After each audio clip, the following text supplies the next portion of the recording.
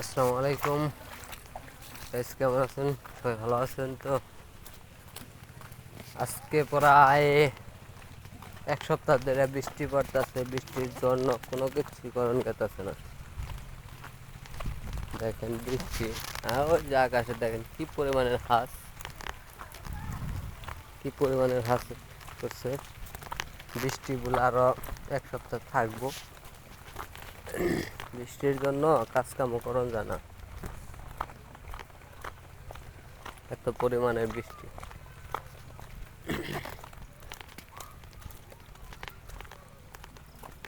এই যে রাস্তাঘাটের অবস্থা, নতুন রাস্তা ইট বিছাইছিল, গাড়ি দিয়ে ভেঙে হেলাইছে, জায়গায় জায়গায় গাঁথা ফানে হেলাইছে।